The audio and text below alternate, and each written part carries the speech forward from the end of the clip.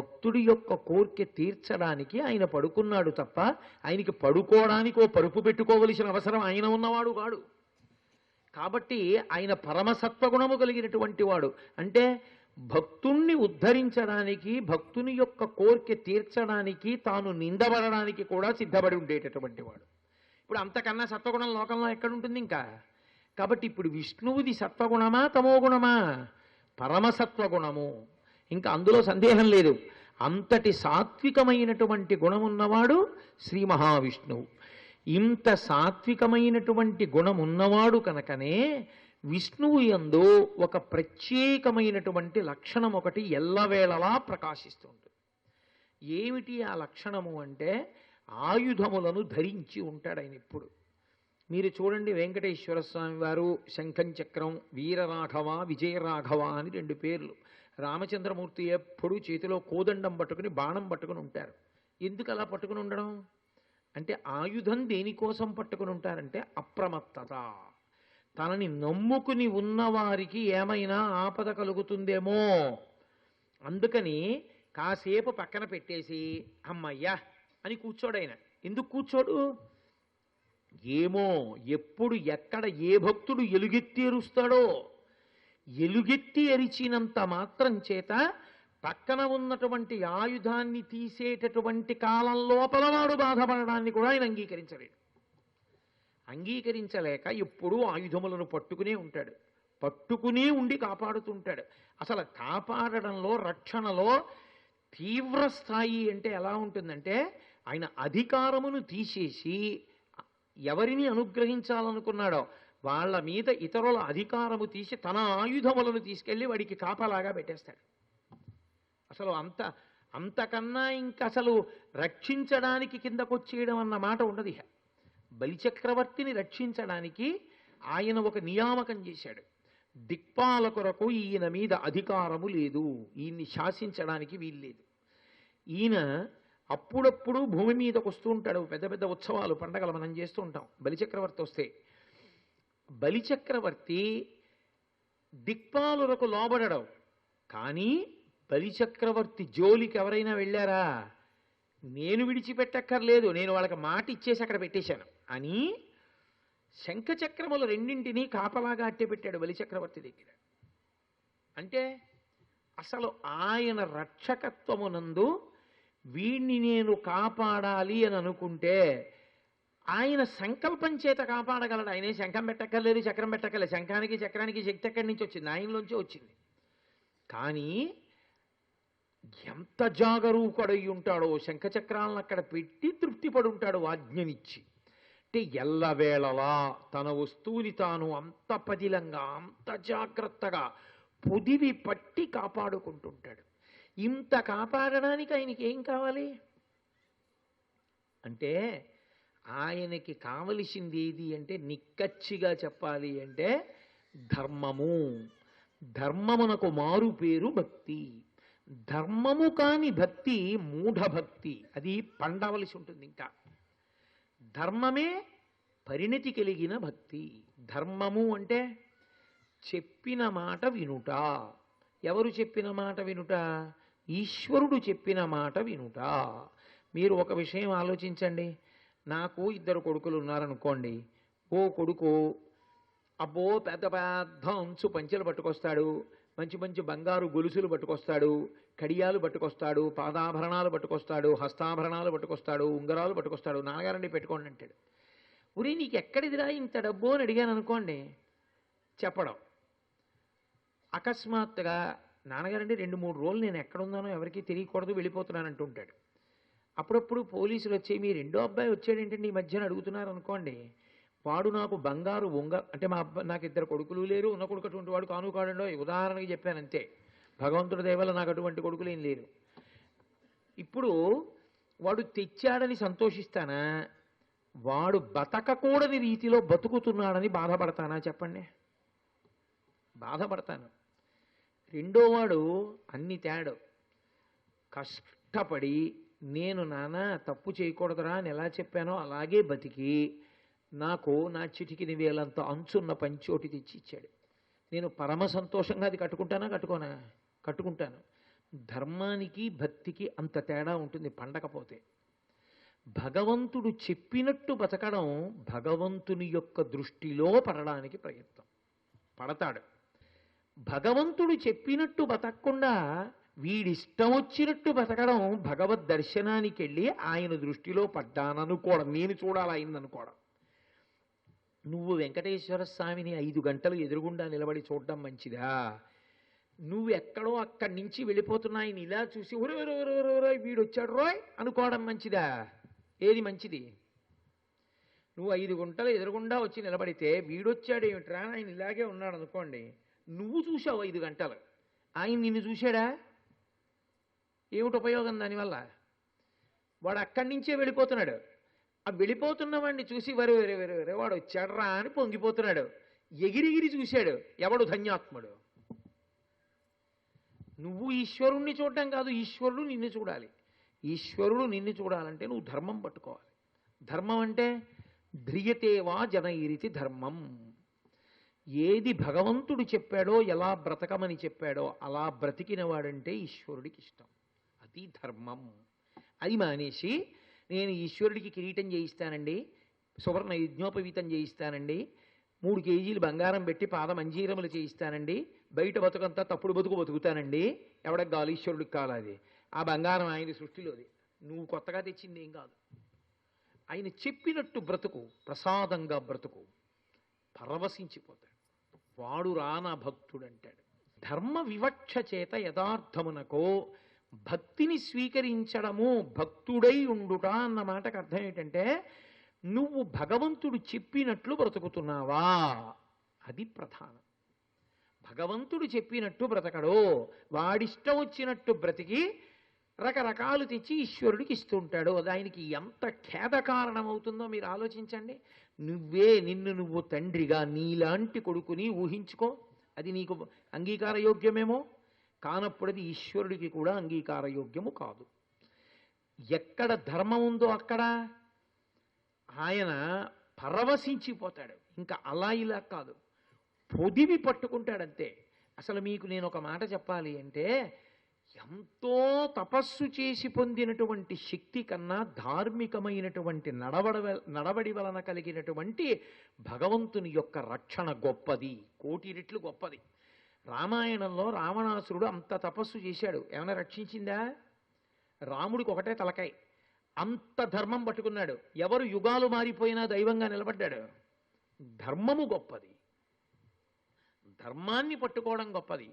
భగవంతుడు చెప్పినట్లు నేను బ్రతుకుతానని బ్రతకడంలో సంతోషం ఉండాలి.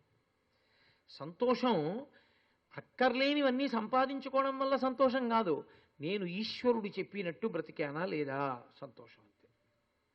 సంతోషానికి కారణం ఏదవ్వాలి అంటే ఈశ్వరుడు చెప్పినట్టు నేను బతుకుతున్నాను. నేను ఎక్కడ ఆయన వద్దురా అని చెప్పినట్లుగా నేను లేను, చాలు నాకు, ఇంకింతకన్నా నాకేం కావాలండి? అందుకే మీరు చూడండి, మిగిలిన వాహనాలన్నీ వేరు, ఒక్క హనుమద్వాహనం వేరు. హనుమద్వాహనం ఒక్కటే ఇలా ఉంటుంది, చేతులు 2 ఇలా. ఎప్పుడు అంటాం? ఇలా ఎప్పుడైనా అన్నాం అనుకోండి, ఒకటే భావన ఉంటే ఇలా అంటాం, ఇంతకన్నా ఏం కావాలండి అంటే ఇలా అంటాం. ఇంకా ఏ ఆలోచన ఉన్నా అలా అనం, ఇంకింతకన్నా ఏం కావాలండి అని మనసు నిండిపోయిందనుకోండి, మిమ్మల్ని తీసుకెళ్ళి వెంకటేశ్వర స్వామి వారి ముందు 1/2 గంట నించోబెట్టి తీసుకొచ్చాను అనుకోండి, ఏమంటే ఎలా ఉందన్నాను అనుకోండి, అబ్బా ఇంకింతకన్నా ఏం కావాలండి అంటాం. అంటే భగవంతుణ్ణి మనసులో పెట్టుకుని ఆయన ఉన్నాడు, ఆయన చూస్తున్నాడని ఆయన చెప్పినట్టు బతకడం కన్నా ఏం కావాలన్న వాడందరూ హనుమలి. అలా ఉన్నవాడెవరో వాడి వెంట ఆయన తిరుగుతాడు, మిగిలిన వాళ్ళు ఆయన వెంట తిరగాలని చూస్తారు. అందుకే ఎక్కడుంటావయ్యా అని అడిగితే, ఎక్కడ నా భాగవతులు ఉన్నారో, ఎక్కడ నారదుడు ఉన్నాడో, ఎక్కడ వాళ్ళు నా గురించి మాట్లాడుకుంటుంటారో నేను అక్కడే ఉన్నాను నారద, అక్కడే ఉన్నాను అర్జున అని చెప్పాడు. ఎక్కడ ఉంటాడు ఈశ్వరుడు అంటే, పరమ భాగవతోత్తముడైన వాడు లేస్తే లేస్తాడు, వాడు కూర్చుంటే కూర్చుంటాడు, వాడు పడుకుంటే పక్కన పడుకుంటాడు. ఆయన ఏదైనా చెప్తుంటే ఈయన వింటూ ఉంటాడు సంతోషంగా. ఎక్కడ భాగవతులు ఉన్నారో అక్కడ ఆయనకి ఇష్టం. ఎందుకంటే తను చెప్పినట్టు బ్రతుకుతున్నాడు, అది చూసి మురిసిపోతాడు ఆయన కదండి. నాకైనా ఏది సంతోషంగా ఉంటుంది? నా కొడుకు నేను చెప్పినట్లు బ్రతుకుతున్నాడు అనుకోండి, నాకు చూడడం ఎంత ముచ్చటగా ఉంటుంది. నా కొడుకు తెల్లవారుజామున 4 అయ్యేటప్పటికి లేచి స్నానం చేసి సంధ్యావందనం చేసుకుంటున్నాడు అనుకోండి, అబ్బా వీడు చెప్పినట్టు గాయత్రి చేసుకుంటున్నాడు రా అనిపిస్తుంది. వాడు ఖచ్చితంగా ఆఫీస్కి వెళ్ళి, నాన్నగారండి ఈ నెల నాకు ఇంతే వచ్చిందండి, అందుకని కొన్ని ఖర్చులు తగ్గించేసుకుంటాను నాన్నగారండి, ఈసారి నేను ఈ నెలలో కాకినాడ కూడా రాను నాన్నగారండి, ఎందుకంటే జీతం తక్కువ వచ్చింది, కానీ సంతోషంగా ఇక్కడే గడిపేస్తాను నాన్నగారండి అని భార్యని పిలిచి, ఉసేయ్ రోజు పప్పు ఒక్క కూర 2 కూరలు చేయకు ఈ నెల అన్నాడు అనుకోండి, నేను లోపల ఎంత సంతోషపడిపోతాను. వీడు ధార్మికుడు, వచ్చిందంతో తృప్తి చెందాడు, లేదని ఏడుపు లేదు వీడికి. నేను చెప్పినట్టు బ్రతుకుతున్న వాడిని చూసి నేను మురిసిపోయినట్టే, ధర్మం పట్టుకుని సంతోషపడిపోయేవాడిని చూసి ఈశ్వరుడు సంతోషపడిపోతాడు. ఎక్కడ సంతోషం ఉంటే అక్కడ ఉంటాం. మీరు చూడండి ఆ లక్షణం. మీకు ఏంటి అనుబంధము అని ఒక మాట, అనుబంధము చేత సంతోషం ఉత్పన్నమవుతుంది. భగవంతుడు కూడా ఎక్కడుంటాడు? తను చెప్పినట్టు వింటున్నవాడెవడో వాడి దగ్గర ఉంటాడు. తను చెప్పినట్టు బతకని కొడుకు దగ్గర ఎక్కడుంటాడు? పరమేశ్వరుడు తండ్రి ఉంటాడా? భగవంతుడు కూడా అంతే. అందుకే ఆయన వశుడు కావడానికి కారణం ఏమిటంటే ధర్మమే. ధర్మం ఉంటే ఉంటాడు, అధర్మము పెరిగితే తీసేస్తాడు కూడా. ఎందుకని అంటే అది కూడా రక్షణ యందు అంతర్భాగమై. ఇంతటి సాత్విక ప్రవృత్తి ఉండి ఇంత తొందరగా వశపడిపోయేటటువంటి లక్షణం ఉన్నవాడు, ఇంతటి భక్త పరాధీనుడైనటువంటి వాడు సత్వగుణ సంపన్నుడు కాక వేరొకటి ఎందుకు అవుతాడు? కాబట్టి ఇప్పుడు విష్ణువు సత్వగుణ సంపన్నుడా కాదా? పరమసత్వగుణ సంపన్నుడు. బాగుందండి, మీరే మొదలుపెట్టారు. విష్ణువు నలుపు కదా, సత్వగుణం ఎలా ఉందని మీరే అన్నారు, మేమేం అనలేదు మహాప్రభో అన్నారు. మీరే తేల్చారు సత్వగుణ ప్రధానుడే విష్ణువు అన్నారు. మరి పరమశివుడు తమోగుణ ప్రధానుడు అన్నారు అంటున్నారు. ఆయన తమోగుణ ప్రధానుడు అనడానికి కారణం ఏమిటి? అసలు ఆయన ఎందుకు తమోగుణం లేదు సత్వగుణమే అనడానికి ఆధారాలు ఏమైనా ఉన్నాయా? సర్వం విష్ణుమయం జగత్ అన్నది మార్గశీర్షమాసంలో అనుభవంలోకి రావడం ఉపాసనాక్రమం యొక్క ఫలితంగా అన్న విషయం గురించి మాట్లాడుతున్నాను. అందులో శ్రీ మహావిష్ణువు యొక్క సత్వగుణ ప్రధానమైనటువంటి తత్వం గురించి ఆవిష్కరించడం జరిగింది. పరమశివుడు సహజంగా తెల్లగా ఉంటాడు. తెల్లగా ఉంటాడు అన్న మాటని మీరు ఒకటి అర్థం చేసుకోవాలి. అసలు నిజానికి ఈశ్వర స్వరూపానికి ఒక స్థూలమైనటువంటి శరీరం ఉండదు. ఏదో ఈ రంగులో ఇలా ఉంటాడైనా, ఇంత పొడుగుంటాడు, ఇంత లావు ఉంటాడు, అలా ఏం ఉండదు. అది అఖిలాండకోటి బ్రహ్మాండ నాయకుడై అంతటా వ్యాపించినటువంటి తత్వం. అది మాంసనేత్రమునకు గోచరమైనప్పుడు పరమభాగవతోత్తములైనటువంటి వారు దర్శనం చేసినటువంటి ప్రధాన రూపాన్ని వర్ణించడం అంతే. కాబట్టి ఇప్పుడు పరమశివుడు ఎప్పుడూ తెల్లగా ఉంటాడు. అందుకే ఆయన గురించి చెప్పినప్పుడు ఒక మాట చెప్తారు, శాంతం పద్మాసనస్థం శశిధర మకుటం పంచవక్త్రం త్రినేత్రం శూలం వజ్రంచ ఖడ్గం పరశుమభయదం దక్షభాగే వహంతం నాగం పాశంచ ఘంటాం ప్రళయసుతవహం సాంకుశం వామభాగే నానాలంకారయుక్తం స్ఫటికమణినిభం పార్వతీశం నమామి అంటారు. స్ఫటికమణినిభం, స్ఫటికం ఎలా ఉంటుందో అలా ఉంటాడు ఆయన. స్ఫటికం శుద్ధమైనటువంటి శ్వేతవర్ణంలో ఉంటుంది, అంటే తెల్లటి రంగులో ఉంటుంది. మీరు అందుకే దేవాలయాల్లో చూసుంటారు, కొన్ని చోట్ల స్ఫటికలింగాలు ప్రతిష్ఠ చేస్తారు. స్ఫటికలింగాన్ని ఆరాధన చేయడం అంత తేలికైన విషయం ఏం కాదు. ఎందుచేత అంటే స్ఫటికలింగారాధనము ఏమిస్తుంది అంటే విశేషమైనటువంటి జ్ఞానాన్ని ఇస్తుంది. అంత జ్ఞానాన్ని ఇవ్వగలిగినటువంటి స్ఫటికలింగం దేన్నైనా ఇవ్వగలిగి ఉంటుంది. మీరు శ్రీకాళహస్తిలో ప్రదక్షిణం చేసి జ్ఞానప్రసూనాంబ అమ్మవారిని దాటితే ఎడంచేతి వైపు ఉన్నటువంటి అరుగు మీద స్ఫటికలింగం కనబడుతుంది. అలాగే రామేశ్వర క్షేత్రంలో తెల్లవారుజామున 4 గంటలకు అభిషేకం చేస్తారు, శుద్ధ స్ఫటికలింగం. అలాగే నాగోలు, హైదరాబాద్ నాగోల్లో శైవ మహాసభ, ఆరాధ్య శైవ మహాసభ వారి యొక్క ప్రధాన కేంద్రంలో స్ఫటికలింగం ప్రతిష్ఠ జరిగింది. ఈ మధ్య కాలంలో అద్భుతమైనటువంటి స్ఫటికలింగం అంత పెద్ద స్ఫటికలింగం ప్రతిష్ఠ జరిగినటువంటి క్షేత్రం విశాఖపట్టణంలో మధురవాడ దగ్గర వైశాఖేశ్వరుడు అన్న పేరుతో ఒక పెద్ద స్ఫటికలింగం ప్రతిష్ఠ జరిగింది.